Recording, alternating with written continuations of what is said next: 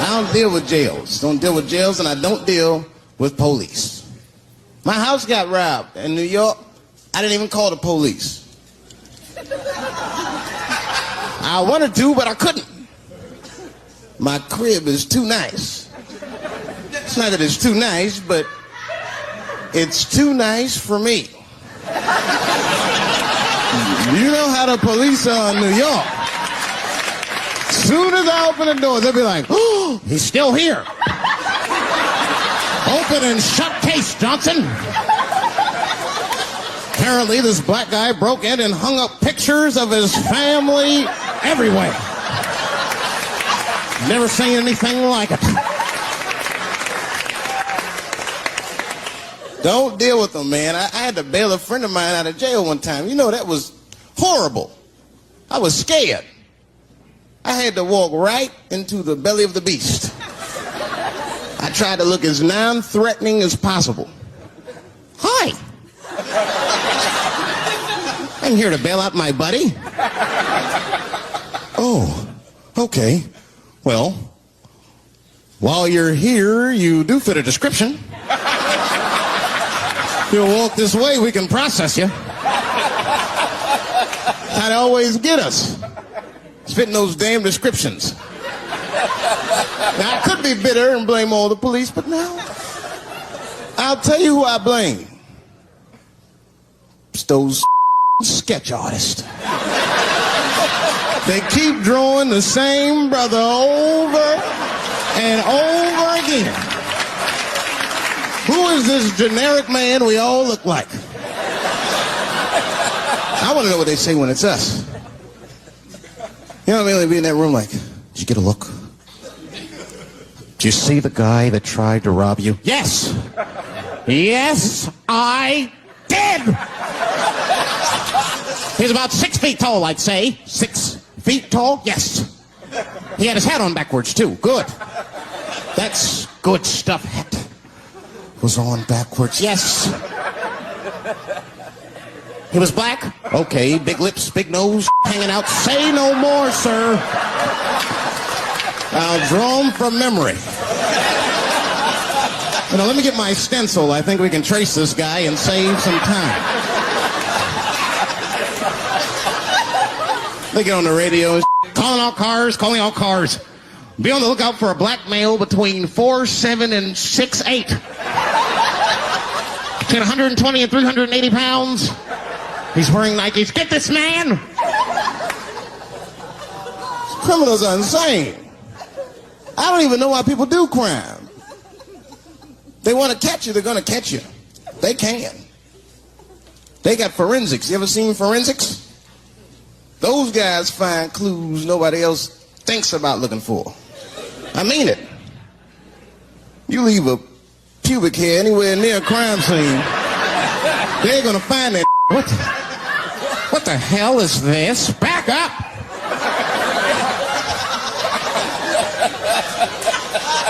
We got a match. Then they look at the pubes and tell all kinds of information. Looks like there was a struggle. Time of death 307. It's amazing. I saw him get a dude one time on court TV. It was embarrassing. It was a sexual assault case. I knew the defendant was lying. I could feel it. He defended himself too hard. He did. His answers had nothing to do with the questions. They're completely irrelevant. They asked him easy questions. Were you anywhere near the crime scene on the night of the incident? Mother, I told you I worked at Burger King. He was like,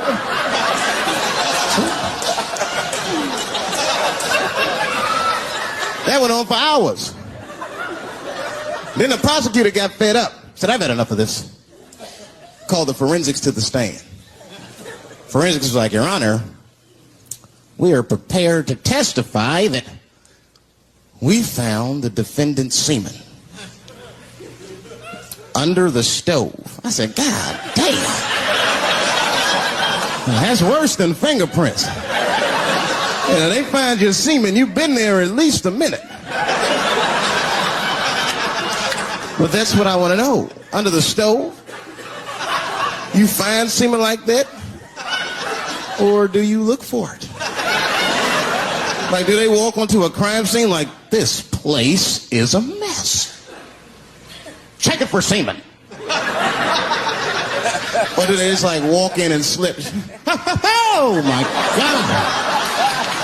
What the hell was that? Semen! They find it on every crime scene. It's like, what are burglars doing? We got the stuff, let's get out of here. Wait a minute. I want to leave my calling card.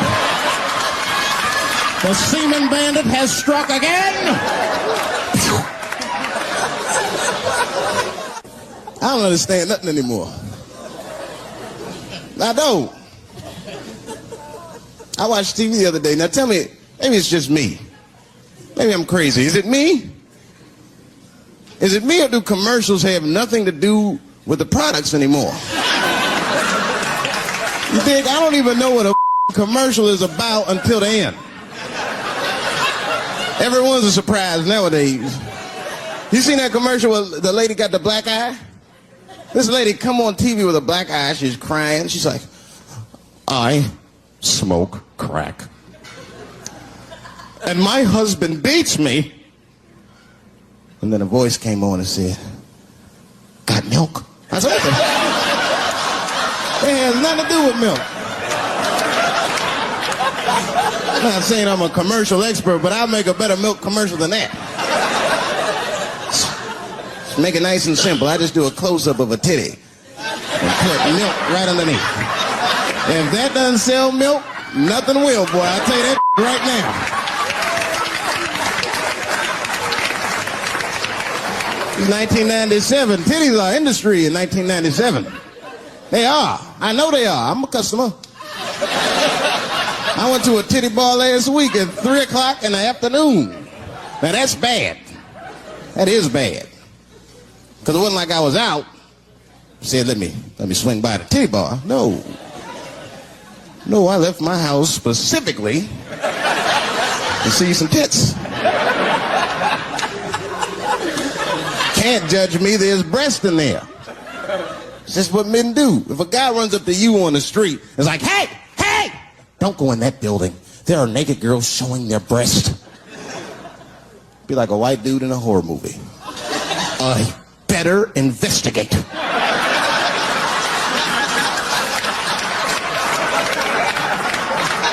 I'm going to want to see for myself. Titty bar's a weird place. I'm not saying it's a good place to hang out. I go there every once and then. But it's a weird place. They got weird morality. One time I walked in titty bars, all these guys coming in, right? Out of all these dudes, the bouncer picked me out the crowd, started yelling at me. Hey, buddy. Sir, you want to take your hat off? Huh? It's disrespectful to the ladies. Yeah, I can shove a 20 up her, but I better not have a hat on when I do it. Oh, sorry about that, buddy. Here you go, Bubbles. Forgive me for the hat thing.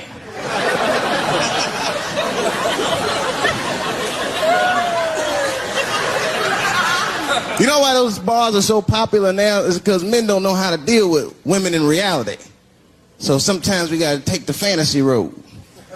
The reality of the situation is very grim. Women have made a lot of progress in a short period of time, man. It's changed everything. Can't deal in relationships anymore. I broke up with my girl. I'm out of Shawshank. I'm free. I don't want to go back. Couldn't even argue with her. You should be able to argue. If you have an issue in a relationship, you should be able to argue that issue out, right? But see, ladies, you got to stick to the issue. You guys take arguments everywhere just to win them. That's why nothing ever gets done. You be arguing about the dishes, baby. Baby, could you wash your dish at least before you put it in the sink? Premature ejaculator? Damn it. You know, why you gotta bring that up? I don't even believe in that. I don't. If I man, it was right on time. That's the way I see it. And as far as I'm concerned, I can't fast enough. I'm sick of being vilified all the time. David, how could you? How could you? I was. What were you trying to do, huh? Well, I beat you. You gotta work on your time, baby. I'm down to 1:20. They're mad at me because I have different goals and sex. I'm a speed. I'm just trying to hit my best time. It's like the Olympics. And now for the dismount.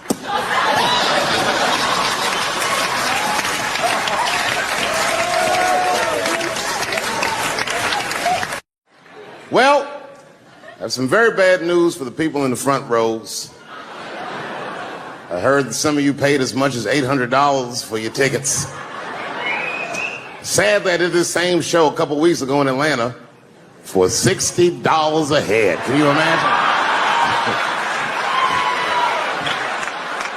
Nigga, you could have flown to Atlanta, got a hotel, had some dinner, and came back and you still have a little money left over, niggas. Paid way too much just to see me in this gay-ass neighborhood. All right, let me roll up my sleeves and tell these pussy jokes. Will told me to say there hasn't been this many pussy references in this room since Cats was here. Boy, I gotta tell you, man, I've been doing this set all week, and boy, I've been telling these jokes, and sometimes niggas look like they're in actual pain over the jokes. None of it's that bad to me, but I understand why it could hurt some people's feelings. So tonight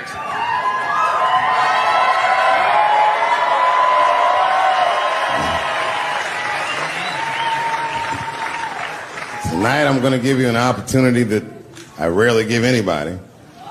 I'm going to let you say whatever it is you need to say to my face, or ask me whatever it is you want to know. But there are no dumb questions allowed. If you ask a stupid question, you'll be asked to leave. Now I'm just kidding. Go ahead. Everyone relax. Come on. Oh, yes, sir, in the front. 2 questions. How often do you write? And can I have a cigarette? All right. First, you may have a cigarette, but remember, this is not jail, motherfucker. This lady right here. I have a question. Do you remember this scene? Oh, I do remember that. Ma'am, we're going to have to ask you to leave. That's a terrible question. This gentleman in the front with the salmon-colored shirt on. I was wondering if you had any advice for young comedians that you generally give, and... Are you thinking of doing comedy? I've never done it before, but watching you has made me want to try it.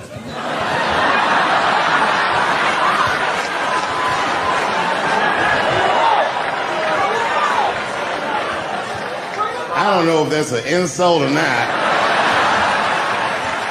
It's a compliment. It's. I mean, niggas don't say I've never done brain surgery, but it looked a lot easier than I thought. I'm teasing. All right, here'd be my advice. Okay, I don't know how comedians start nowadays, right? But what I would suggest is just start. And once you start, you can't really stop, no matter what happens, no matter how bad it gets, no matter what people say. You know what I mean? Because comedy is weird like that. You know why I hate watching other comedians do comedy? Not because I hate other comedians, but because I love comedy so much. It's like watching somebody else fuck your girl. And I say, fuck her better than that. Yes, you on the aisle up there, the lady with the long... Yes, you, standing up. I see you. My favorite book of all time, The Narrative of the Life of Frederick Douglass.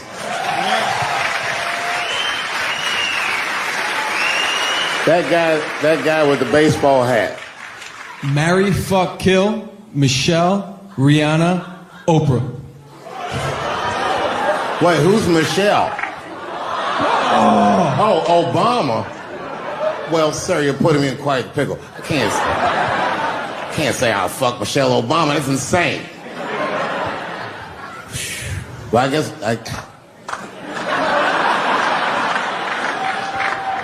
I mean, because I wouldn't kill any of those women, but I'd fuck all three of them.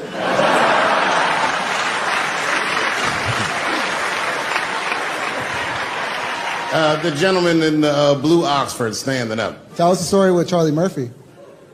Tell a story about Charlie Murphy? Or your favorite. Boy, there's so many good Charlie Murphys. You know, the thing with Charlie Murphy is he used to just make us laugh all the time. And I used to ask him about all the old Hollywood shit I was curious about. Like when they used to accuse Michael Jackson, I remember asking once, I go, Charlie, do you think Michael Jackson actually did those things? And he said, let me ask you a question, Dave. He said, say it is illegal to fuck women. How long are you staying out of jail? So God bless Charlie Murphy, wherever you are. Charlie, I love you. Who do you think is going to win the 2020 election? All right, I'm going to put a pin in this, but I'll tell you right now, fella, I don't know, but I think Trump has a better shot than a lot of people would like to think. I'm just saying, it all depends on how the left talks. The way we're talking is not going to win the fucking ball game. Donald Trump's over there on the right, grabbing handfuls of pussy. Joe Biden can't even smell hair over here. Fuck this side. All right, man, go ahead.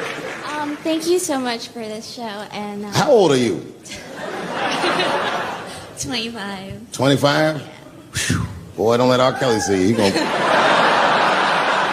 He's gonna pee on you by accident. Oh, my bad. I thought you was 15. Yuck. I'm totally joking. I'm sorry. My question is there anything you've learned from another comedian that you feel like will stay with you for life? I tell you what, miss, that's a good question. Yes, is the short answer. A longer version of it is this. I was raised by comedians. I started doing stand-up when I was 14. The other day, I went to a comedian's funeral, and I realized as we was putting this motherfucker in the ground that these people are at least as influential to me as my family. I rock with these niggas till the wheel falls off. We fight and we fuss and we are jealous of each other and we get mad at each other, but my life wouldn't have been what it was without each and every one of them, and I consider them my family. That's the answer. Still hadn't figured out exactly how to say what I wanted to say, but I was doing pretty good. And I was doing some Me Too jokes, and a woman stood up from the audience and she was crying. Clearly, it was a white woman. She says to me, you can't say that. It's 200 seat room. It's a very small room. I'm like, what the fuck are you, like, miss, are you okay? What are you doing? She says, you can't say that. I said, yes, I can. It's my show. I'll say whatever the fuck I want. I was like, ooh, like this. And then she gets up from the table and she starts making a big, like, show, just pushing through the aisles and all this stuff. And there's like a curtain right before the front door. And she gets to the curtain and she's crying. This is fucking crazy. She says, I'm sorry I was raped. It's a fucking comedy club. It's like loud farting getting out of an elevator. Nothing funny can happen in here. Now I'm trapped in a room with this woman's fucking stink.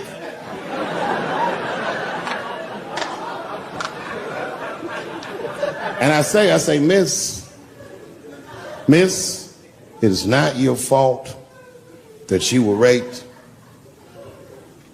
But it's not mine either. Ta-ta, bitch, like this. She storms out. Now the room is very uncomfortable, but I managed to get the crowd back. But I'm like, a little traumatized. Same show. There's a trans woman sitting in the audience. This is a true story. This was like a few weeks ago. I did 6 shows that weekend. This trans woman came to 4 of them. Calls herself Daphne. Man, this chick Daphne was in there cracking the fuck up at everything I said about everybody. It was amazing. She was laughing, and it was fun to watch her laugh. You could tell she was letting go with something that was heavy, and she'd throw her head back, and she'd smile with all her teeth. She was having a great time. And the more fun she had, I felt bad, because I knew I had some trans jokes to unload. And I thought to myself, maybe I shouldn't say these jokes because I don't want to like fuck her evening up. She's having so much fun. But then I thought to myself, well, if I can't say it in front of her, should I say this shit at all? So I let her rip. And to my surprise, Daphne laughed harder at the trans jokes than anybody in the room. In fact, everybody in the room would look at her to make sure it was okay. And I got off stage, I was in the dressing room, I was like, man, this is a fucking weird show. I'm sitting in the dressing room by myself just trying to figure out, like, what the fuck just happened out there? Like, why is it that this one woman can't take any of these jokes and Daphne can take all of these jokes? So weird. And then I realized, Daphne used to be a man.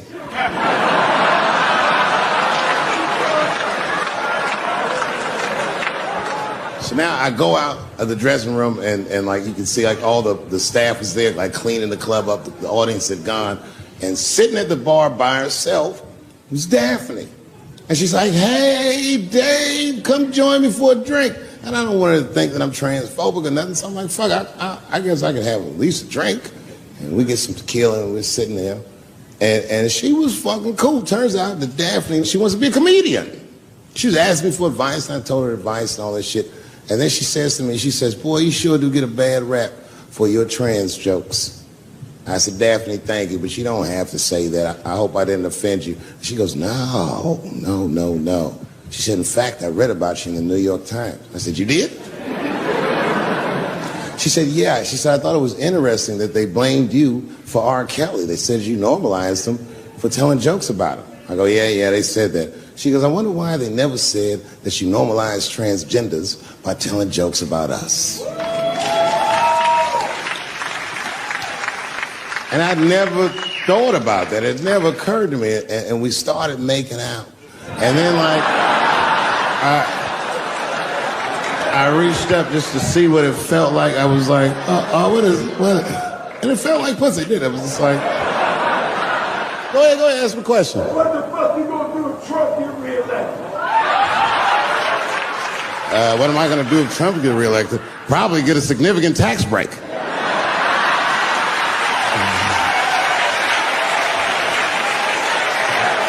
Hey, you wanna know why I don't even talk about Trump in my show? Because that motherfucker is not the hokey pokey. He is not what it's all about. There's millions of people that put him in power, and the ideas that he puts forth are not his own. He's singing poor white people's greatest hits. So why the fuck would I worry about him and not the other millions? Really, you know who I'm gonna vote for next time if things keep going the way it's going is that gay dude. No, Mike Pence. It's a safe place where I can tell some jokes. And I find out that this comedian I know, Chris Tucker, who's in all those Rush Hour movies, I find out that Chris is in San Francisco too at some charity event. So I call him, I'm like, yo, I just saw you at some charity event. I said, I'm doing a show at the Punchline. Why don't you come by the club after your event? And he's like, cool, Dave. I thought you was dead, nigga. I'll come by.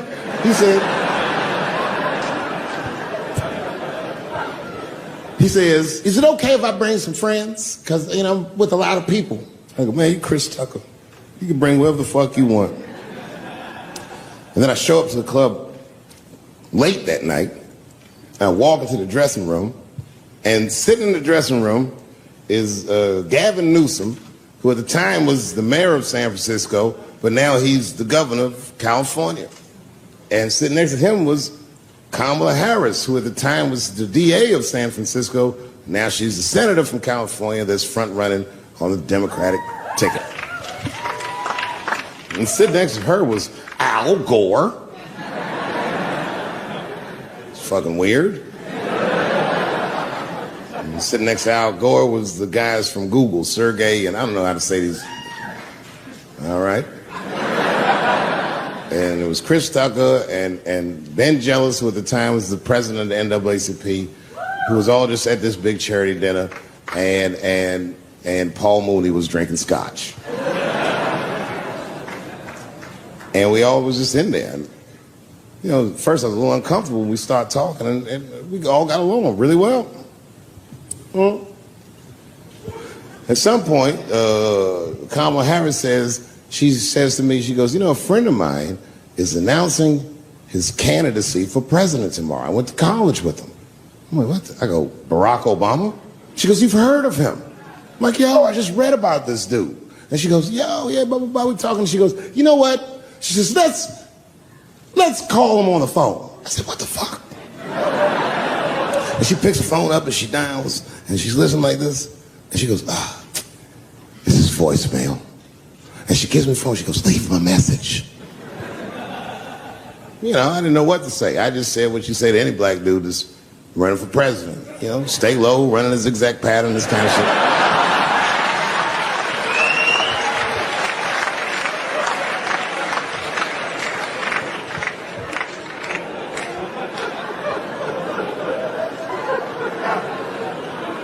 And then the last thing I say is, you know what? I said, sir, well, I really do believe you can do this. Like, man, I'm wishing you luck. Now, next day I wake up and go for coffee at a place called the Embarcadero. It's like an eatery by the sea in San Francisco. And I'm walking to the coffee shop and there's a police line and I can't cross the tape. But then I figure, fuck it, I'm Dave Chappelle, so I go into the thing like this. And the police yoke me. These motherfuckers like tackle me immediately. And I see over the police's shoulder Gavin Newsom. I couldn't remember his name, but I remember the night before I had kept teasing him and saying he looked like Christian Bale, the guy from the Batman movies. So I see him and I can't remember the name, so I'm just like, Batman, help!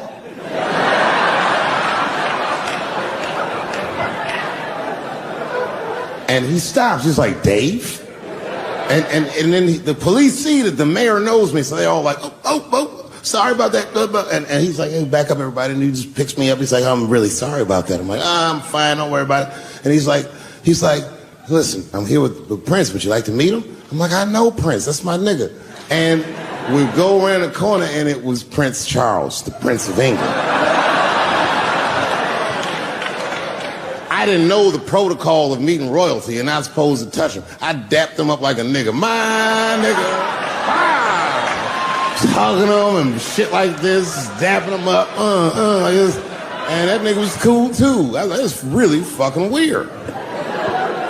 And then I was just out there in the upside down, not having no TV show, trying to figure life out. And the election was going on in the background. And this guy, Barack Obama, was picking up steam. This motherfucker was killing it. And I had a chance to go to the last debate on the Democratic ticket, and I went. It's me and Chris Tucker sitting in Myrtle Beach, South Carolina.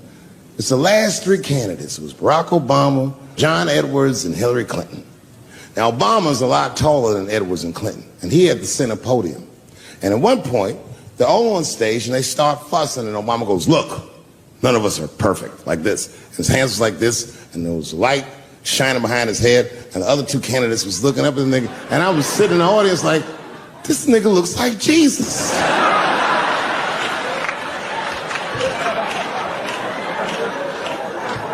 And I realized in that moment that I was looking at the next president of the United States. I was certain of it. I couldn't explain it, but I knew what I was seeing. And I got really excited. And I'm not that kind of guy. I said, I gotta meet this motherfucker. So I stayed. They were all on stage doing interviews, and I just waited. I was waiting and waiting, and then John Edwards was done with his interviews first, because everybody knew he wasn't going to win. And I see John Edwards, and I said, hey, Senator Edwards, I just want to say hi. And that motherfucker looked at me like, I'm like, fuck you, nigga, you going to lose anyway. And then he left, and then Hillary Clinton just walked by me in one of them Steve Harvey suits.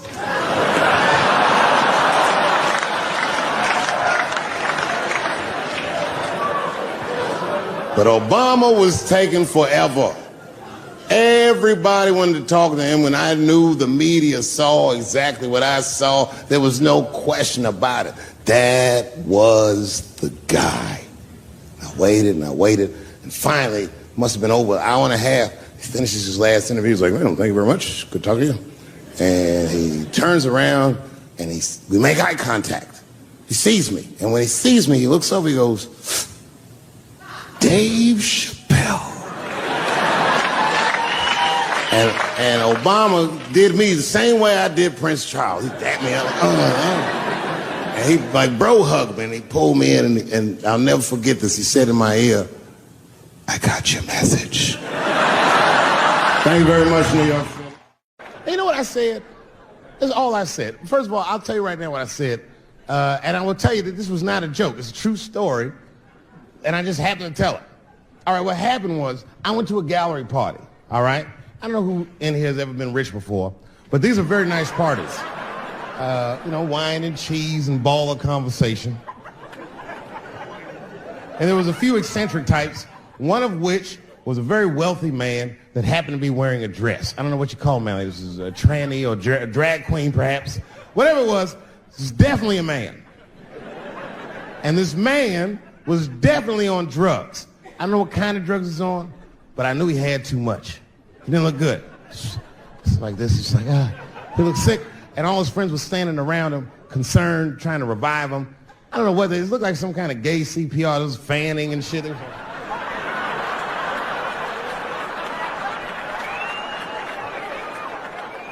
I saw all this from a distance. Now, I should have minded my own business, but I got curious. I was like, oh. And I went over there. All I said, excuse me, gentlemen, is he okay? And then they looked at me like I was evil. She is fine.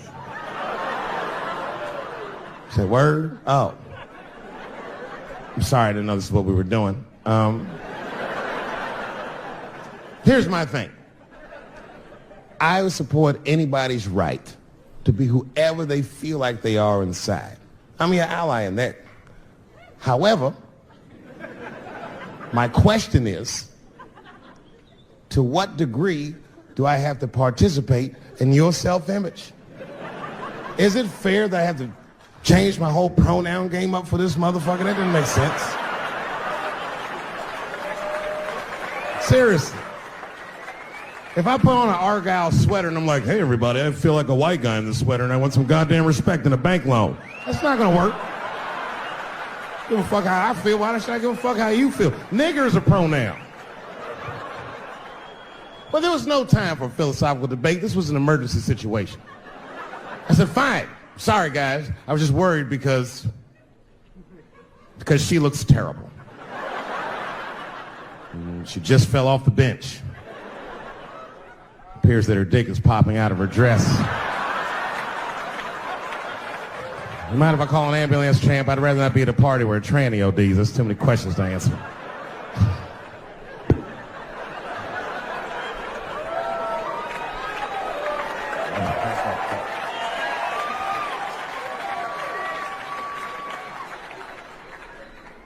Okay, I've been through this before. I had a friend from high school. Now, in high school, this guy was a thug, right? He was a fucking dope boy. He did it all. He's a wild dude. People used to be very scared of him. And then after high school, word on the street was he'd come out the closet.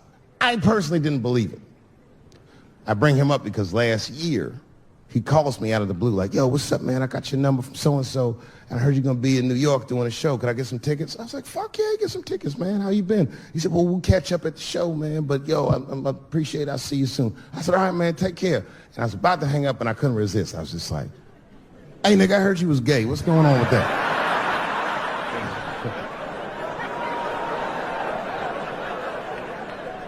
And I wish I didn't ask, because he sounded like he was dying to talk about that shit. And he had a long story about it. And it's not that I didn't care, but I was, I don't like talking on the phone. I was watching TV at the same time. So I just wasn't really paying attention like I should. But I was trying to sound supportive, but I didn't really know what to say. So I was just like mumbling shit throughout this conversation. I was just like, nigga, you gay, man. You just gay. Like,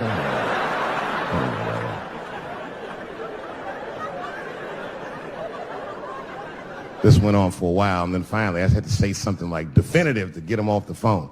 And I was like, hey, man, you know what? Don't let people get you down, all right? And the next time someone tries to make you feel bad about yourself, just remember, everybody fucks funny to somebody.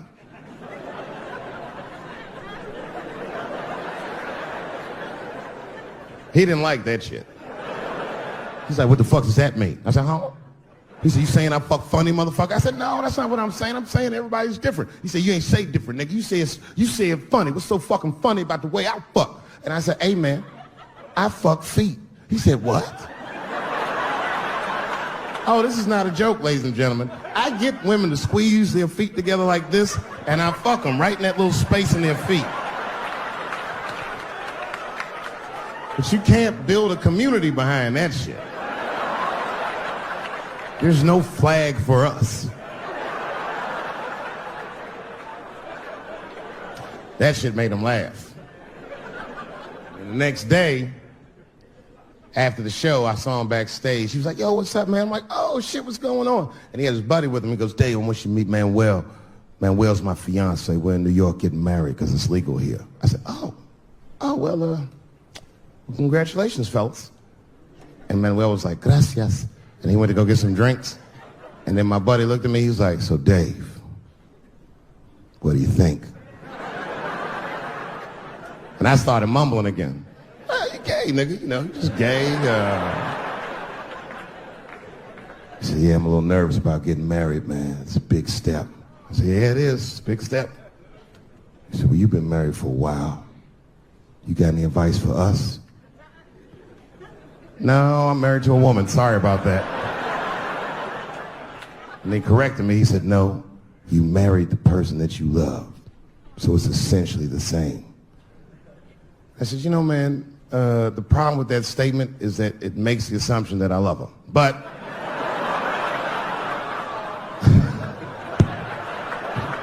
you guys lighten the fuck up. Of course I love my wife. She laughs at this shit. As a matter of fact, she eats and spends this shit. You know what I told him? I told him, I said, you know what you should do, man? First of all, you shouldn't do it.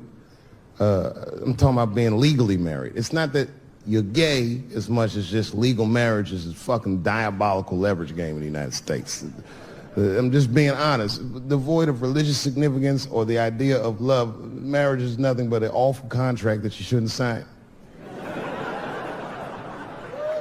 I'm just being real. Because you start out loving each other, and then like 2 years later, you're just building a case against one another for a hypothetical court date that may or may not ever happen. You throw being gay on top of that, that shit is explosive. Like I said, Ray Rice shit. Okay, right after Ray Rice went through all that shit, I was at a party and I met this kid, Michael Sams. You know Michael Sams? Very nice guy. He's the first openly gay NFL player. And Mike's a very nice guy, a very brave guy. But when I met him, I couldn't help but thinking, now what's going to happen when Michael Sams beats his wife up in the elevator? Is that domestic violence, or is that just two niggas working shit out in the elevator? You know what I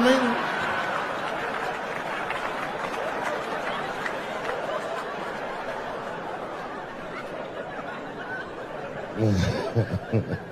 Anyway, I give all married men the same advice, gay or straight. Get a dog. His dog will love you all the time, but she's not going to. It's real talk. I didn't even know about dogs, and my kids got the dog. They brought him home from the shelter, and I didn't even want him. They're like, can we keep him? I said, nope. I said, where'd you even get this dog? They're like, we got him from the shelter. I was like, ugh. Probably something wrong with him. Can't keep him. And then my kids started crying and screaming like the dog had gambling debts. Please, Dad, if you don't let us keep him, they're going to kill him. I was like, oh. All right, you can keep him. And this dog was a menace. I hated his guts.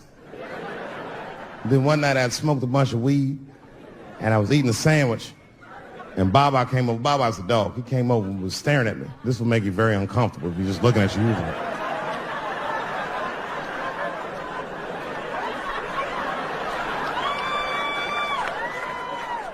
I had to give him a piece of my sandwich so he'd go away. And that's how we became friends.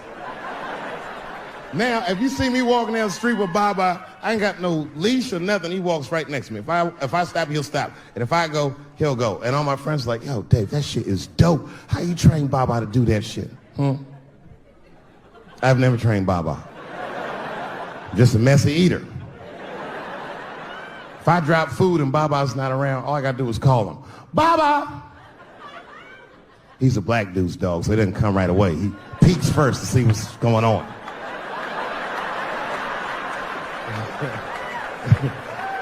I gotta tap my foot so he can see the food. Over here, little buddy. And he's like, thanks, Dave. He'll come get it and run off. Thank you very much for being here. But before I start tonight, I just wanted to read a brief statement that I prepared.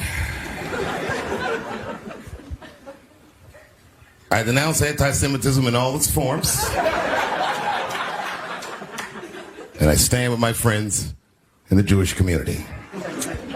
And that, Kanye, is how you buy yourself some time.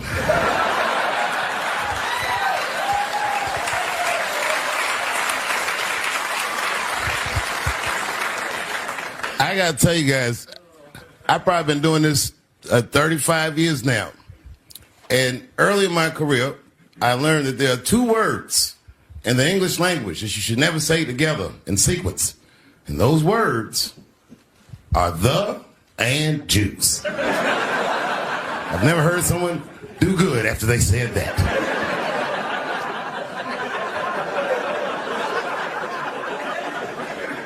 Kanye's gotten into some scrapes before. Normally when he's in trouble, I pull up immediately. But this time I was like, you know what? Let me see what's going to happen first. Just want to see where this is all going. I can't even remember how it started. Vaguely, I remember it started with a tweet, strange tweet. It was like, I'm feeling a little sleepy. I'm going to give me some rest, but when I wake up, I'm going to go DEFCON 3 on the Jews. And then he just went to bed. I was up all night worried. What is he going to do to the Jews?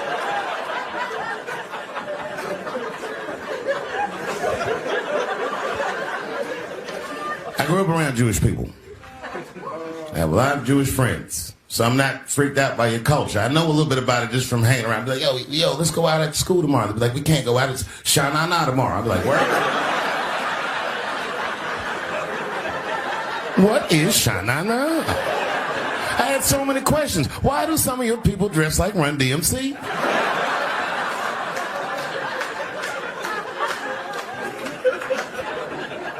When Kanye woke up from that nap, he went right to work. A year ago, I'd seen him on a podcast called Drink Champs. Great show. And it was an amazing appearance. Noriega and them were there, the rappers that I love, and they all had their gold chains and stuff on. And Kanye said, only millionaires wear chains. They said, what? He said, I'm a billionaire. Billionaires don't wear their money on their body. I tucked my chain and I said, oh, snap.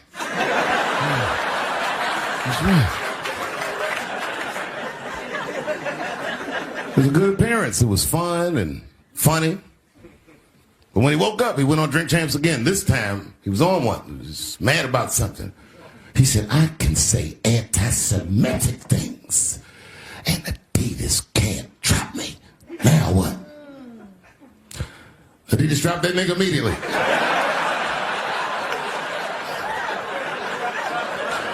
Ironically, Adidas was founded by Nazis. And they were offended. I guess the student had surpassed the teacher.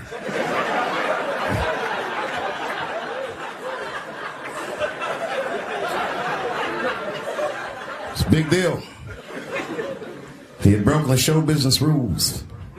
This is a rule. You know, the rules of perception. If they're black, then it's a gang. If they're Italian, it's a mob. But if they're Jewish, it's a coincidence, and you should never speak about it.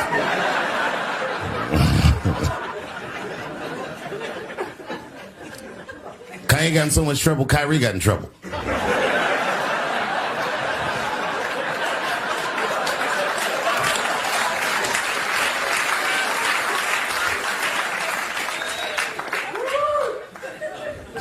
Kyrie Irving posted a link to a movie that he had seen on Amazon. No caption on the post or nothing like that.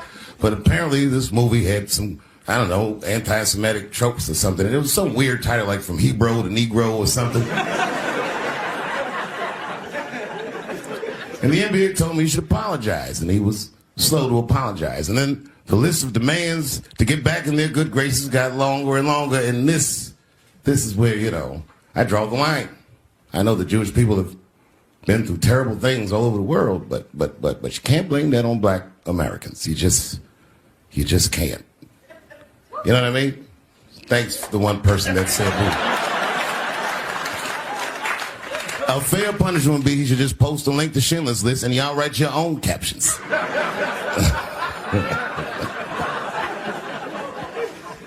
Kyrie Irving's black ass was nowhere near the Holocaust.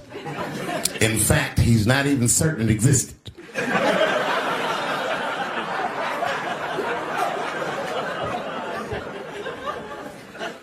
I saw one news pundit screaming about Kanye. She said, mental health is no excuse for that type of language. Yes, it is, bitch. You can kill somebody if you're mentally ill. Listen, okay, I don't think Kanye is crazy at all. I think he's possibly not well.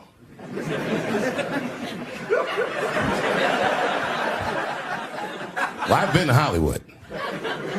I don't want y'all to get mad at me. I'm just telling you. I've been to Hollywood. This was just what I saw. It's a lot of Jews. Like a lot. But that didn't mean anything. You know what I mean? There's a lot of black people in Ferguson, Missouri. That made me run the place.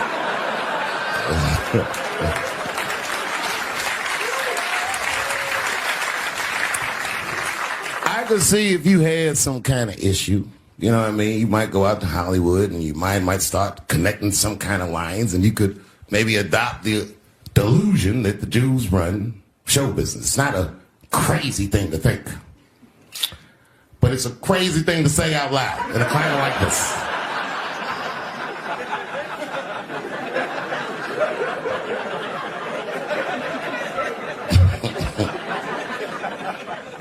Now the midterms are over, and it's crazy climate. And I got to tell you, I feel like this midterm, like all of humanity depends on it.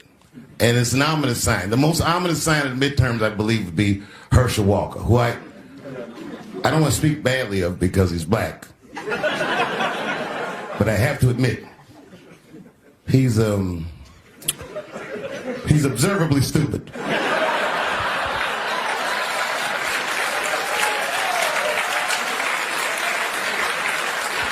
Even when he's not talking, his mouth be open a little bit like. He's the kind of guy that looks like he thinks before he makes a move on tic-tac-toe.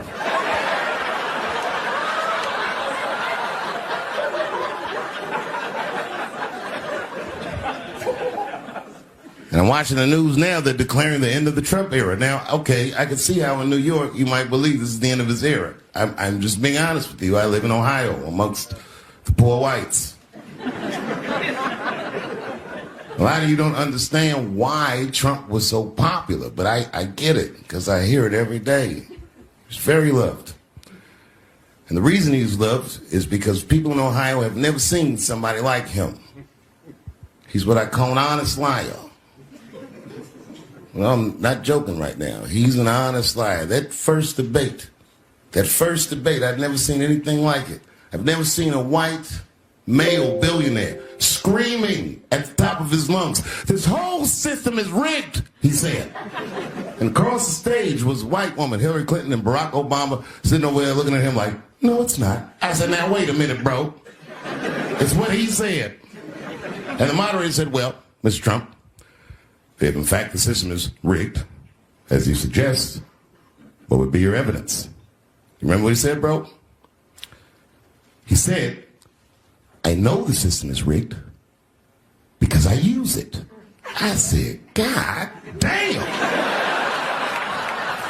And then he pulled out an Illuminati membership card and chopped a line of cocaine up and did it right into the podium.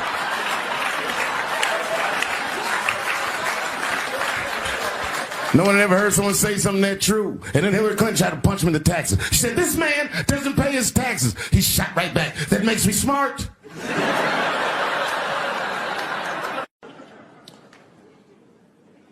The second time I met O.J. Simpson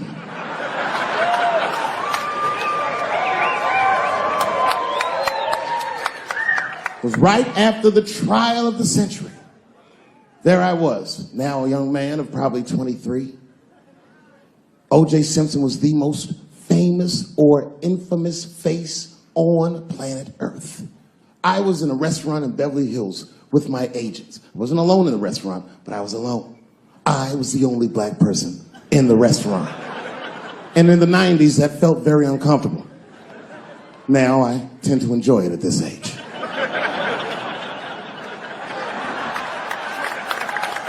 I was having dinner with my agents, celebrating a deal that they told me was lucrative, but I later learned fucking sucked. And suddenly, a group of women walked by. Every race was in that group. Black, white, Asian, Latina, white, and white again. They were all gorgeous. I watched them walk by. Then, I saw a familiar face. Al Collins, the man from the infamous Bronco check, towards the door. Couldn't believe what I saw. And then, close behind him, was O.J. Simpson, newly released from jail.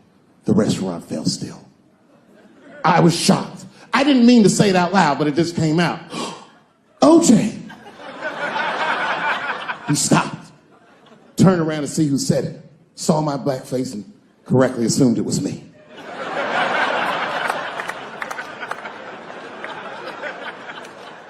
I was sitting in the corner of the booth. He leaned over all the white people I was having dinner with and shook my hand. How are you, young man? He looked in my eyes, and I could see in his eyes that he didn't remember meeting me the first time. And then he walked away. And I looked back at my agents, and all of them had nothing short of disgust on their faces. And the only one with the courage to voice their disgust was a woman named Sharon, who used to represent me. How could you, she said. How could you shake hands with that murderer? I said, Sharon, with all due respect, that murderer ran for over 11,000 yards.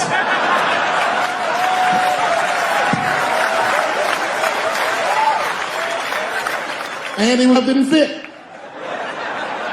Glove didn't fit. Get over yourself. Some people can't do that. Some people just can't get over themselves. Gay people have a hard time doing that recently. Here we go. Here comes the deep water. No, recently I've noticed that. I noticed that with that Manny Pacquiao controversy. Yeah, no, it was now in the gay community's defense, Manny Pacquiao said some outlandish shit about gay people. Very, very not nice things that I won't repeat, but there was biblical verses and some analogies to animals. Wasn't a good look. Nike took his shoes immediately, which I thought was a little harsh. A little harsh. You know what I mean? Because he's, just because he's Asian. You know what I mean? Fuck, you gonna take shoes off Asian dude to appease a gay dude. You know what I mean? No? You don't know what I mean. But Asian people kind of know what I mean. No? No Asians in the front? No? No, this is what I mean. Okay, look. Okay, you're an Asian dude. No, I say this with no disrespect. But we're all Americans, right? And we can agree that America has a huge body count all over the world. But nowhere more than Asia. Literally, if you look at history, recently, we have bombed the masculinity out of an entire continent. We dropped 2 atomic bombs on fucking Japan, and they've been drawing Hello Kitty and shit ever since. There's a lot of lady boys in the wake of our bombs. And I know these things because my wife is Asian. She's Filipino. All right, well, okay, so that explains it. Now you know why you see me at all those Filipino events. I'm not there picking up pussy, I'm dropping some off.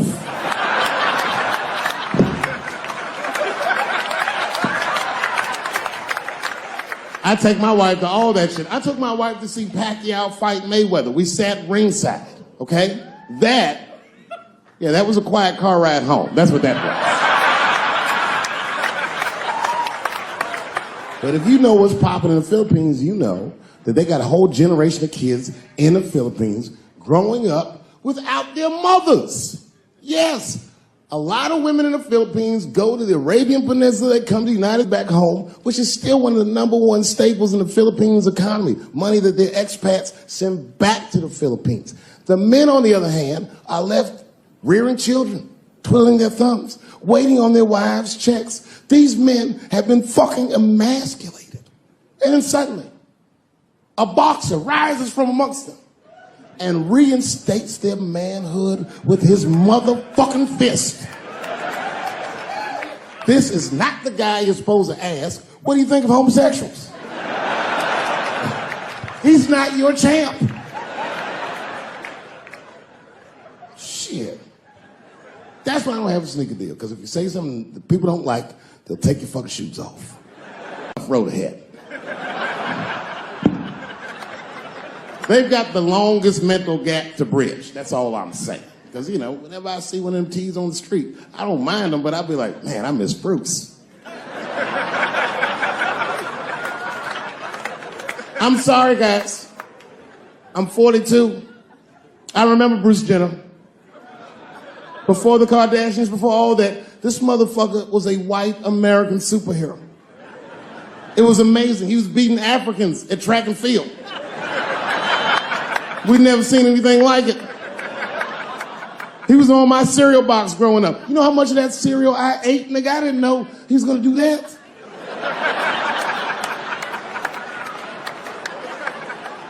I knew before you guys knew. I heard things on the street in Hollywood.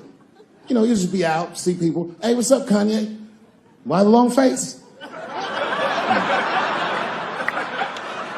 Nigga, you'll see. I got 2 mother-in-laws now. And when I heard he was gonna do it, I was scared. I didn't think the public was ready. I didn't think the media was ready. And you know what? I was wrong. Never seen anything like it. Welcome to the world, Caitlin. So long, Bruce. Hello. Somebody called me a nigga in traffic last Wednesday. It's so long, it takes a minute.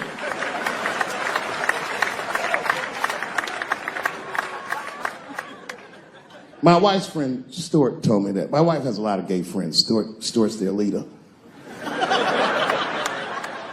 She has a lot of gay friends. And I don't like them.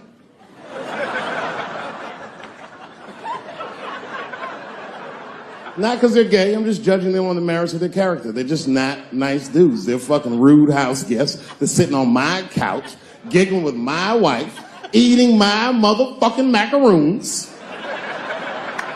And I come in, they act like the party's over. Hey, Stuart, what's going on? This guy talks to me the way a cat would speak if a cat could talk. Hi, David.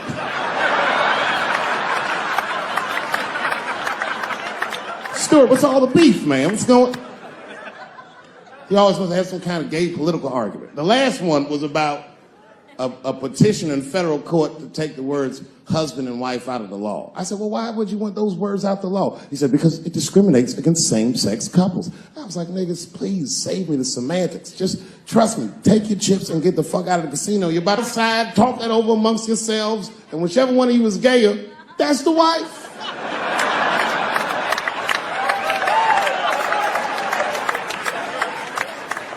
No, Stuart didn't like that. Stuart educates me about this movement, you know what I mean? I didn't even know shit about it. He told me it's called LBGTQ.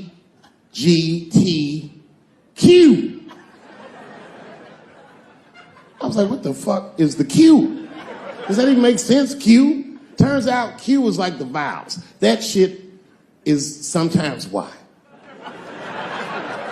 For gay dudes that don't really know they're gay. You know what I mean? Like prison fags who are like, well, I'm not gay, nigga. I'm just sucking these dicks to pass the time. I'm not G, I'm Q. Ugh.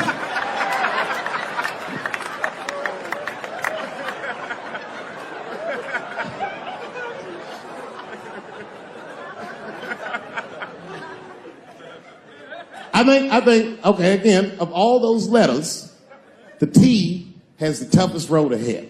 In fact, I think the T should stand for tough. If Martin Luther King had a sneaker deal, we'd still be on the back of the bus. They always true, the Nike executive come up, hi, Martin, we need you to tone down the talk of civil rights and blacks being humans.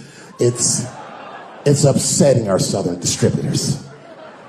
But I don't understand. I thought that's why I had a sneaker deal in the first place. Not quite. Really, it's a walking shoe, and we like the marching, but try to understand. Fuck that shit. You know, I get it, though. I understand why gay people are mad, and I empathize. You know what? I'm just telling you, this is a black dude. I support your movement, but if you want to take some advice from a Negro, pace yourself. These things take a while. Just because they passed the law doesn't mean they're going to like it. Brown versus Board of Education was in 1955. I was shocked. Is this happening? Wait a minute. Is this a time in American history when an American can make a decision for themselves? And even though other Americans don't understand it, they'll support it and let this person live a happy life? Is this what's happening? If it is, then good for America. That's Dave Chappelle, the American. Although Dave Chappelle, the black American, he was a little jealous. I was like, how the fuck are transgender people beating black people in the discrimination Olympics? If the police shot half as many transgenders as they did niggas last year, it'd be a fucking war in LA. I know black dudes in Brooklyn, hard street motherfuckers that wear high heels just to feel safe.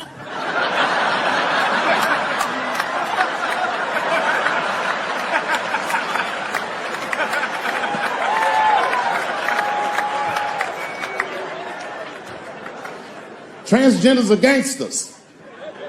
I used to do business with a transgender in Hollywood. Man, everybody would be scared of her in the boardroom. She'd walk in there, newly minted woman, high heels, purse. Shit.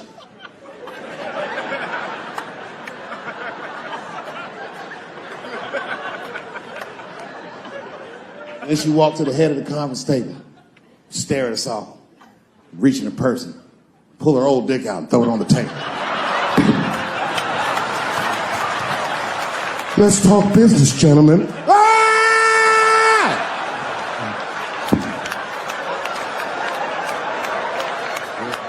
Shit is scary as fuck. If your best friend pitched that to you, you'd be horrified. Yo, nigga, let's go to the hospital and cut our dicks off and make pussies out of them shits. What? Can't we just get matching jackets or tattoos or something? Sure, that's what you want to do? There's only one way to find out, nigga. Wu-Tang, bow, bow. Let's go to the club and trick niggas into fucking us, yeah. Kennedy Center is proud to present Dave Chappelle with the nation's highest comedic award, the Kennedy Center Mark Twain Prize.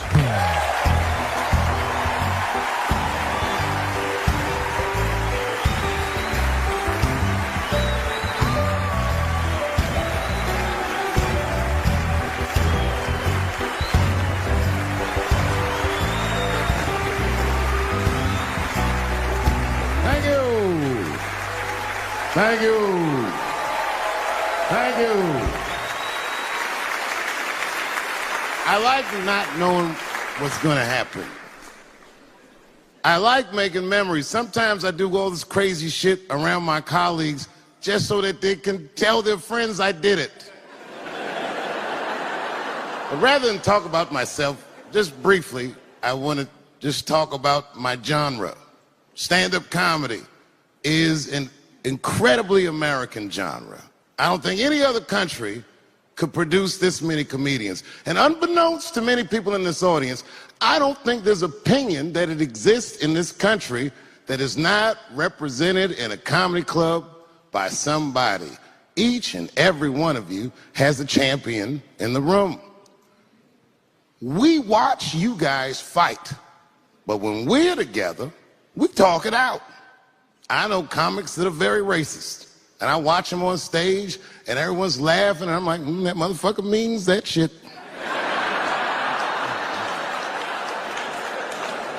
Don't get mad at them, don't hate them. We go upstairs and have a beer, and sometimes I even appreciate the artistry that they paint their racist opinions with. Man, it's not that serious. The First Amendment is first for a reason. The Second Amendment is just in case the first one doesn't work out. We gotta let some air out of the ball, man. The country's getting a little tight. It doesn't feel like it's ever felt in my lifetime. So tonight, I am honored that my colleagues are here in comedy and in music.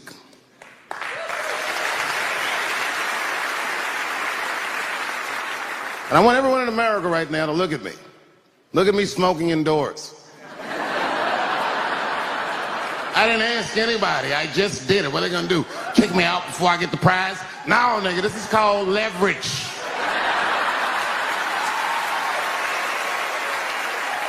The thing that I liked best about tonight was that I saw so many people from different parts of my life, like friends that I grew up with here in D.C., friends of mine from Ohio then and now, friends of mine from comedy clubs, all the fucking musicians that blew my mind. You guys have no idea how you inspired me. I want to give a special shout out to my OG, Tony Woods. Miles Davis has a quote. It's one of my favorite. Miles Davis said so much cool shit, but one of the things he said I always loved, he said, it took me years to learn how to play like myself. You know, he would watch other musicians, and he would try to play like Dizzy or Bird, or all the guys who were great. Tony Woods was my Dizzy and Bird. If I was a Miles, I was trying to play like you. You were the first person I ever saw do it absolutely right. You were fearless, and you told the truth. There's something so true about this genre, when done correctly, that I will fight anybody that gets a true practitioner of this art form's way, because I know you're wrong. This is the truth, and you are obstructing it. I'm not talking about the content, I'm talking about the art form. Do you understand? Do we have an agreement? And what I really wanted to say tonight, and I'm glad I get the platform to do it, I'm gay. I am gay, and I can't wait to see what this does for my career, being gay like this. So many special shout outs. One of the main architects of the comeback of the century, my brother and my mentor, the mighty Stan Lathan. I never dreamed that I would be able to work with someone as great as you. These last 5 specials, straight fire. I wouldn't want to do another special with anybody else but you. So eat your motherfucking vegetables and live as long as you can, because we doing a few more of these bitches. Neil Brennan, your speech made me cry, because it reminded me of all those hard days of work and all that money I never got for it. The other real special shout out I gotta make, because none of this would have been possible on any level without this person, is my mother. Mom. My mother. Mom. You have no idea what I put this woman through. If you had just given birth to me, that would have been more than enough. But the fact that she raised me and raised me well. We had a real oral tradition in our house. I knew the word griot when I was a little boy. A griot was a person in Africa who's charged with keeping the stories of the village. Everyone would tell a griot the stories, and they would remember them all so that they could tell future generations. And when they got old, they'd tell them to someone else. And they say in Africa, when a griot dies, it's like a library was burnt down. And my mother used to tell me, before I ever thought about doing comedy, she said, you should be a griot. And she'd fill me with every story of black life. You know, she's educated in African-American studies, and she would let me understand the context that I was being raised in, that I'm being raised in a hostile environment that I have to tame. By the time I was 14 years old, I was in nightclubs, mastering an adult world. It was terrifying. crack epidemic was going on and my mother would hear gunshots outside and be scared to death, maybe it's my son. But early in my career, if you remember, Mom, you used to sit in the club with me. She'd do a full day of work. You'd be back there falling asleep just waiting for me to go on. She would watch my show every night. Do you know how long that car ride is home?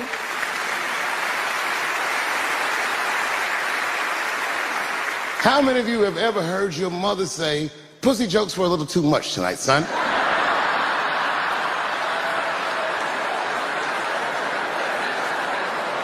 I was a soft kid. I was sensitive, I'd cry easy, and I would be scared to fist fight. And my mother used to tell me this thing, I don't even know if you remember, but you said this to me more than once. You said, son, sometimes you have to be a lion so you can be the lamb you really are. I talk this shit like a lion.